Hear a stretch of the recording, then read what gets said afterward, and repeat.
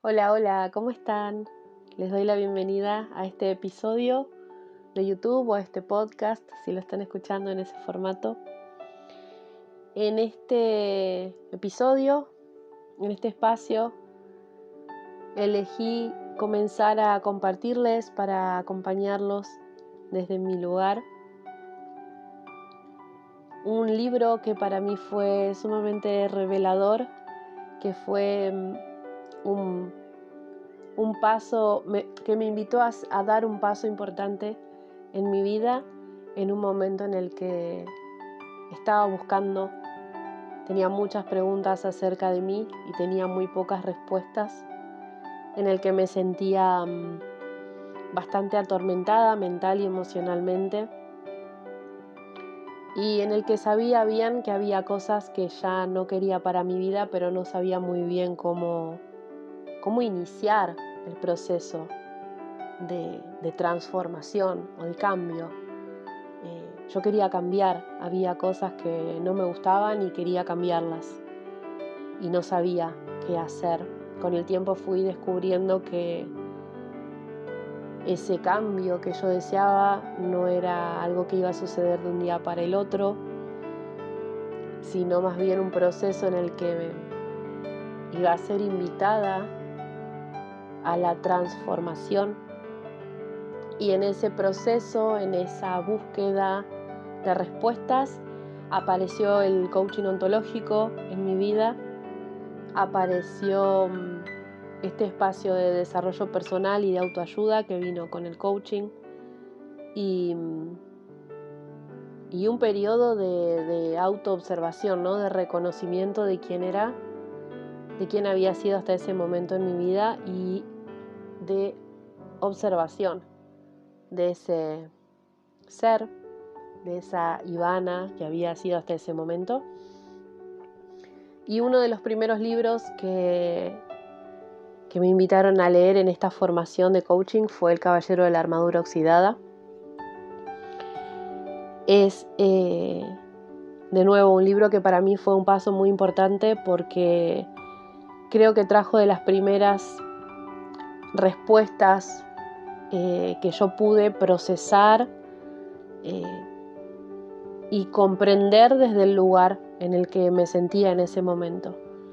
Cuando seguramente si estás escuchando esto, vas a entender esta sensación de que cuando uno quiere cambiar algo pero no sabe muy bien por dónde empezar, las emociones y los pensamientos son muy confusos.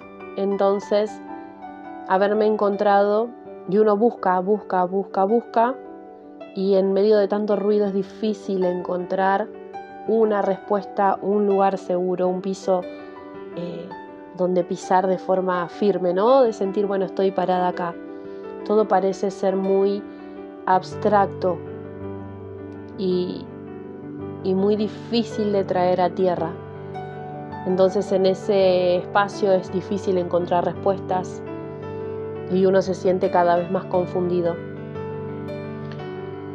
En medio de todo ese caos apareció esta formación de coaching ontológico y apareció este libro que fue uno de esos primeros como pasos firmes, pasos en tierra que pude dar entre tanta confusión, porque me dio mucha claridad a la hora de poder comprender qué era lo que me estaba pasando.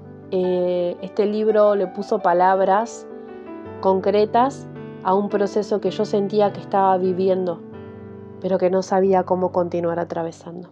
Si bien ya había dado pasos, porque en esta búsqueda había hecho diferentes terapias y demás, pero hay momentos en los que las terapias, las formaciones, las lecturas y lo que uno haga, cuando la confusión es tanta, a veces genera más confusión, entonces es necesario anclar en algún punto. Para mí este libro fue un ancla y fue un reflejo de cómo yo me sentía, pero el poder verlo afuera me permitió comprenderme a mí misma. Así que esta lectura que vamos a iniciar tiene como propósito eso, acompañarte si estás en un proceso de despertar espiritual y despertar de la conciencia, acompañarte a que lo hagas de la forma más amorosa posible, y sobre todo que te traiga, en primer lugar, lo que sea que te vaya a traer siempre es un regalo, pero tiene como propósito poder acercarte quizá a esa misma claridad que yo sentí en su momento cuando lo escuché. Así que si estás en este proceso, en este espacio, recibiendo este libro, te doy la bienvenida, te agradezco por estar acá y te invito a que con el corazón abierto y con tu mente abierta lo recibas y tomes de él aquello que sientas que es necesario para vos en este momento. Sin mucho preámbulo más, te agradezco nuevamente y comencemos.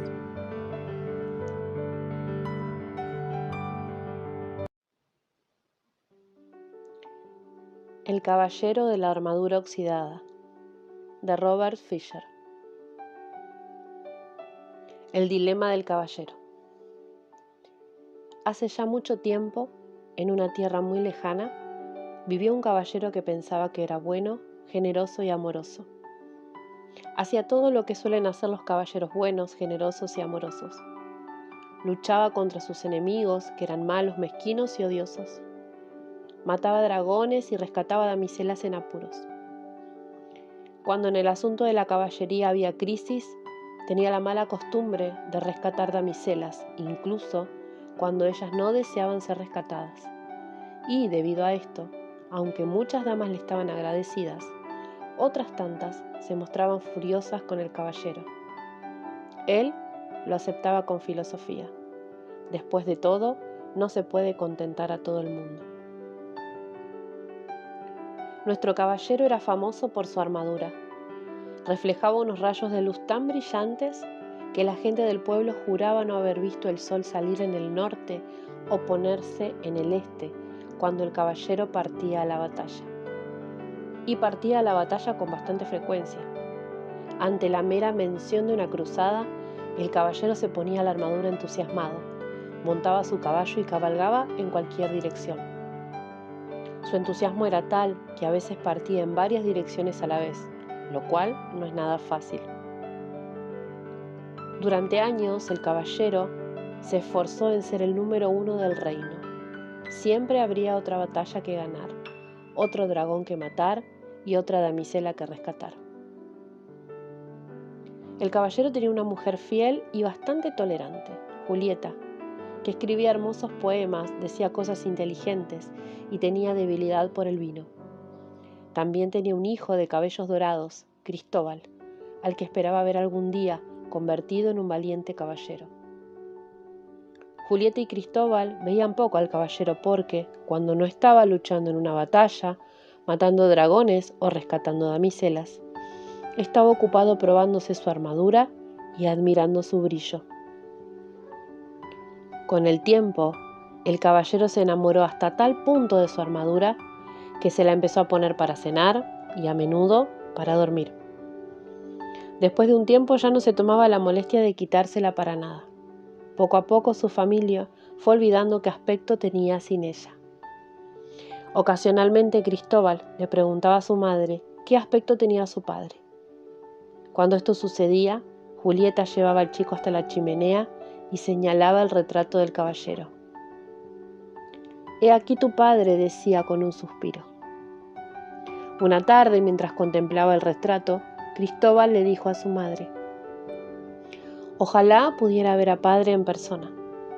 «No puedes tenerlo todo», respondió bruscamente Julieta.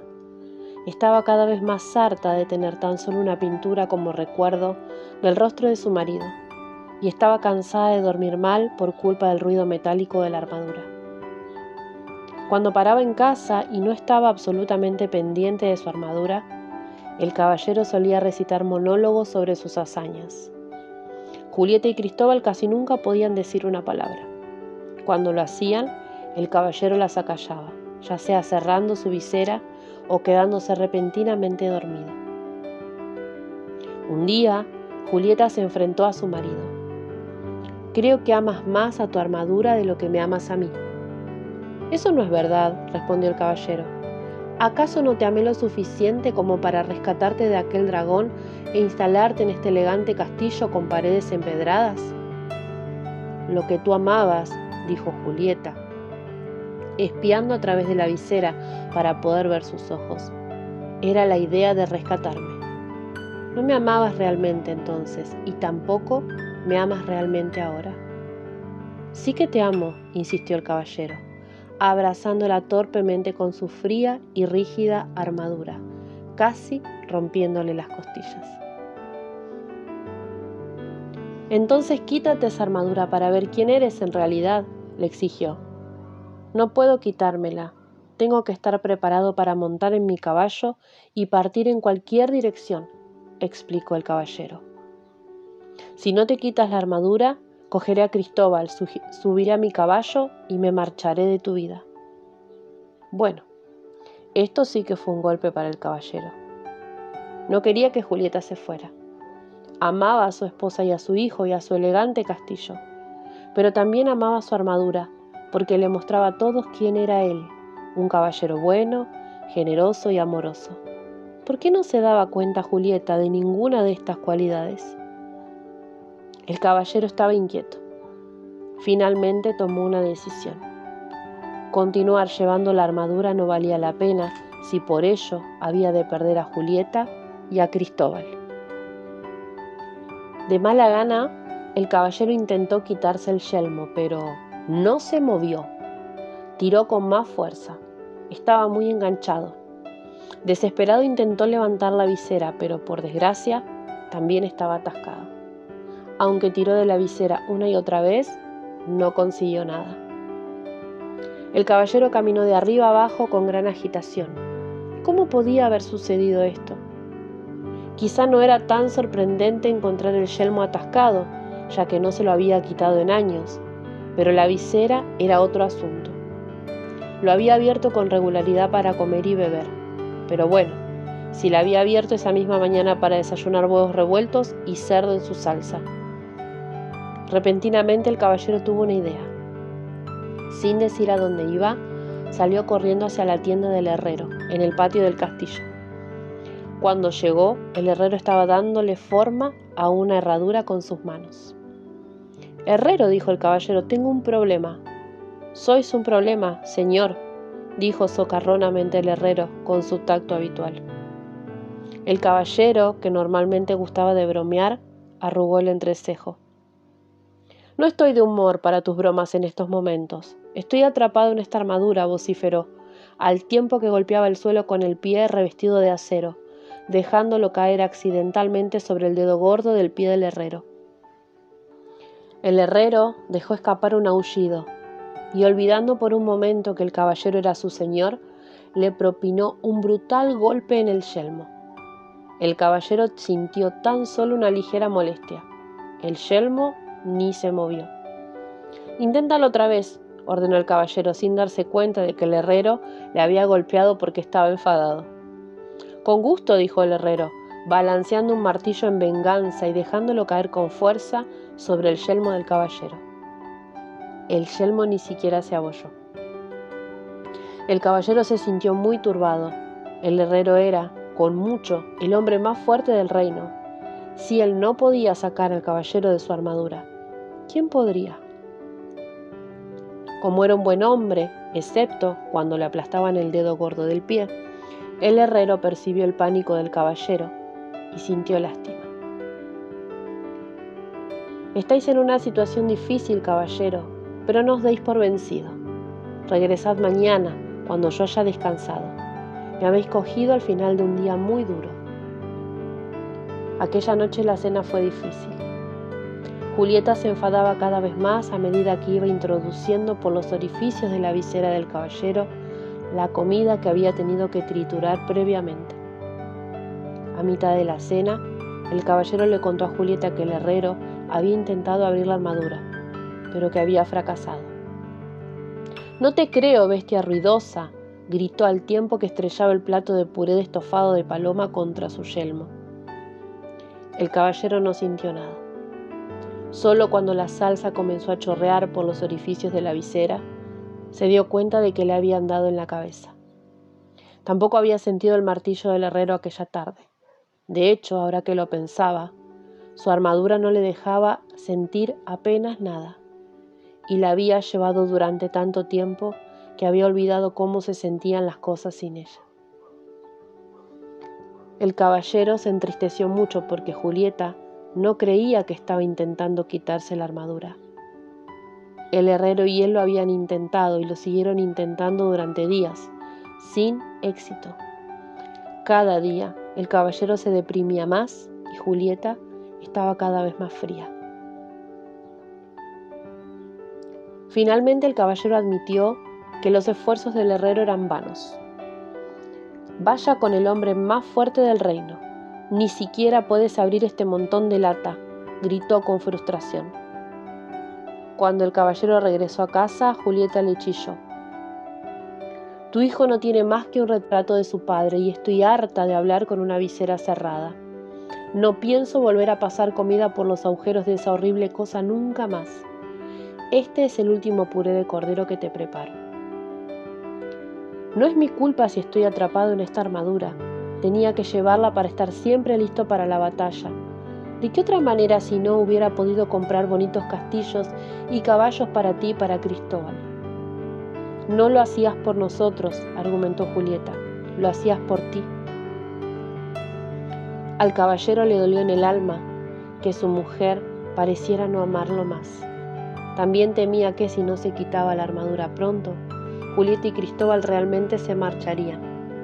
Tenía que quitarse la armadura, pero no sabía cómo.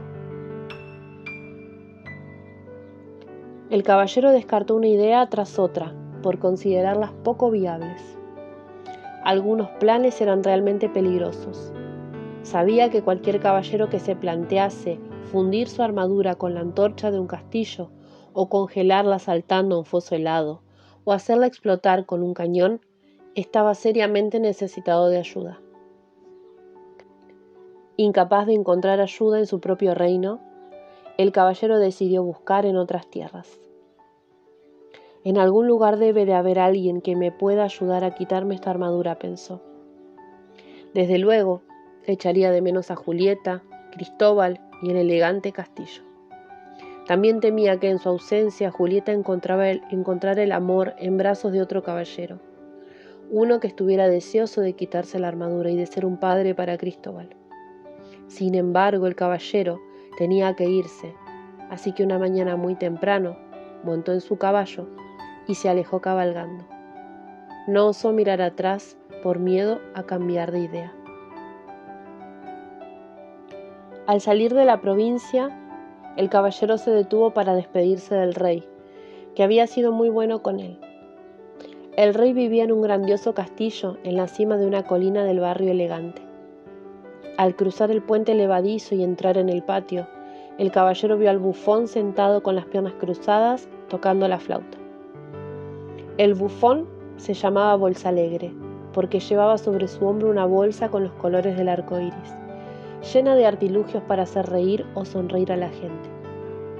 Había extrañas cartas que utilizaba para adivinar el futuro de las personas, cuentas de vivos colores que hacía aparecer y desaparecer, y graciosas marionetas que usaba para divertir a su audiencia.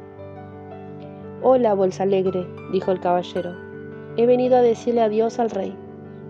El bufón miró hacia arriba. «El rey se acaba de ir. No hay nada que él os pueda decir». «¿A dónde ha ido?», preguntó el caballero. «A una cruzada ha partido. Si lo esperáis, vuestro tiempo habréis perdido». El caballero quedó decepcionado por no haber podido ver al rey y perturbado por no poder unirse a él en la cruzada. «Oh», suspiró, «podría morir de inanición dentro de esta armadura antes de que el rey llegara. Quizá no le vuelva a ver nunca más». El caballero sintió ganas de dejarse caer de su montura, pero por supuesto la armadura se lo impedía. «Sois una imagen triste de ver. No con todo vuestro poder, vuestra situación podéis resolver». «No estoy de humor para tus insultantes rimas», ladró el caballero tenso dentro de su armadura. «¿No puedes tomarte los problemas de alguien seriamente por una vez?». Con una clara y lírica voz, Bolsalegre cantó: «A mí los problemas no me han de afectar, son oportunidades para criticar. Otra canción cantarías si fuera tú el que estuviera atrapado aquí, gruñó el caballero. Bolsalegre continuó. A todos alguna armadura nos tiene atrapados, solo que la vuestra ya la habréis encontrado. No tengo tiempo de quedarme y oír tus tonterías. Tengo que encontrar la manera de salir de esta armadura. Y dicho esto, el caballero se dispuso a partir, pero Bolsalegre le llamó. Hay alguien que puede ayudaros, caballero, a sacar a la luz vuestro yo verdadero. El caballero detuvo su caballo bruscamente y emocionado regresó hasta Bolsalegre. ¿Conoces a alguien que me pueda sacar de esta armadura? ¿Quién es? Tenéis que ver al mago Merlín. Así lograréis ser libre al fin. ¿Merlín? El único Merlín del que he oído hablar es el gran sabio, el maestro del rey Arturo. Sí, él mismo es. Merlín solo hay uno, ni dos, ni tres.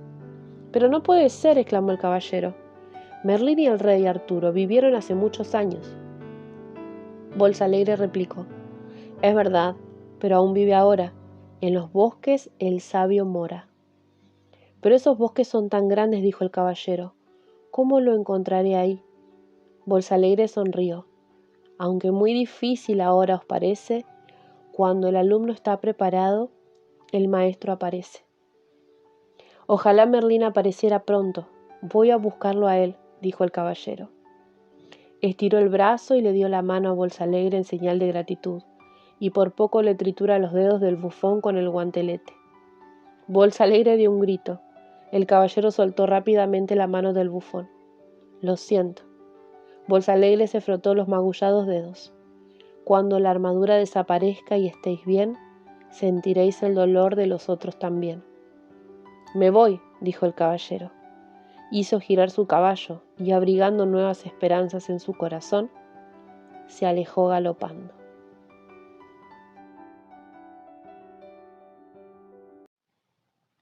Y este fue el primer capítulo de este maravilloso libro y revelador de Robert Fisher, El caballero de la armadura oxidada.